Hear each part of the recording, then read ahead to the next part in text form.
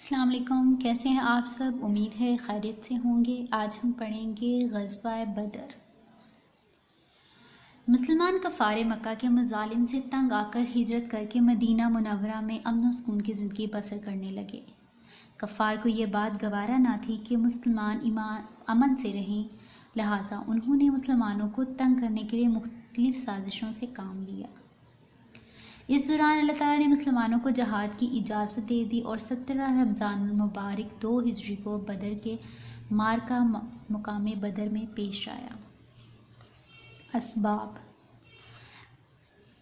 غزوہ بدر کے کیا سبب تھے؟ کس وجہ سے یہ جنگ لڑی گئی؟ اس کے اسباب درج ذیل ہیں۔ کفار مکہ اسلام کے سب سے بڑے دشمن تھے۔ انہوں نے مسلمانوں کو ظلم و ستم کا نشانہ بنایا۔ جب مسلمان ہجرت کر کے مدینہ چلے گئے تو کفار مکہ مدینہ منورہ میں مسلمانوں کو خوش نہیں دیکھ سکتے تھے۔ سب سے ایک بڑی وجہ یہ تھی۔ دوسری وجہ، کفار مکہ کی معیشت کا انحصار تجارت پر تھا، تو کفار مکہ کو خطرہ لاحق ہو گیا کہ وہ ان کی تجارت کو نقصان پہنچائیں گے۔ کفار مکہ کے سرداروں نے مدینہ منورہ کے قریب ایک چراگاہ پر حملہ کر کے مسلمانوں کے مویشی پکڑ لیے۔ غزوہ بدر کی فوری وجہ ابو سفیان کا تجارتی قافلہ بنا، جو شام سے مال تجارت کے ساتھ لوٹ رہا تھا۔ جب قافلہ مدینہ منورہ کے قریب پہنچا تو ابو سفیان کو خوف ہوا کہ کہیں مسلمان قافلے کو لوٹ نہ لیں، اس لیے اس نے مدد کے لیے مکہ پیغام بھیجا۔ اس پر 1000 کا لشکر مدینہ منورہ کی طرف مسلمانوں پر حملہ کرنے کے لیے روانہ ہو گیا۔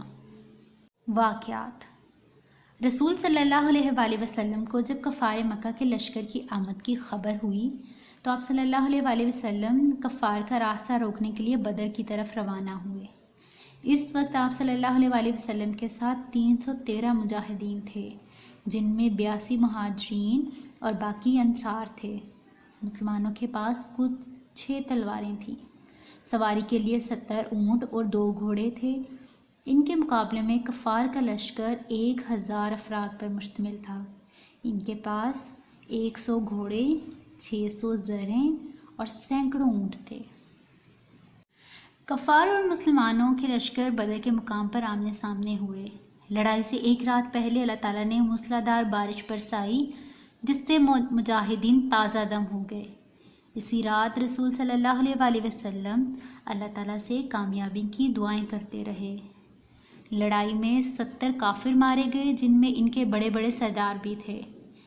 کفار کے 70 آدمی قیدی بنے اور اس لڑائی میں 14 مسلمان شہید ہوئے۔ نبی کریم صلی اللہ علیہ وآلہ وسلم نے بدر کی قیدیوں کے ساتھ عمدہ برتاؤ کیا۔ ان میں سے بعض کو احسان کے طور پر چھوڑ دیا۔ جو باقی بچے تھے ان کے متعلق یہ طے ہوا کہ وہ فدیہ دے کر آزادی حاصل کر لیں، اور جو فدیہ نہیں دے سکتے وہ 10 مسلمان بچوں کو لکھنا پڑھنا سکھا دیں اور آزادی حاصل کر لیں۔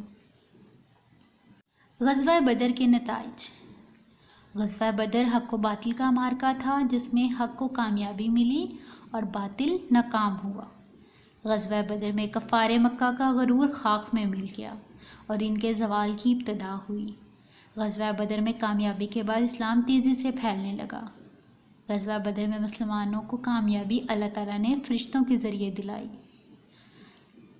غزوہ بدر سے ہمیں یہ سبق ملتا ہے کہ اللہ تعالیٰ پر مکمل بھروسہ کرنا چاہیے اور خلوص نیت کے ساتھ اللہ تعالیٰ کے دین کا کام کریں۔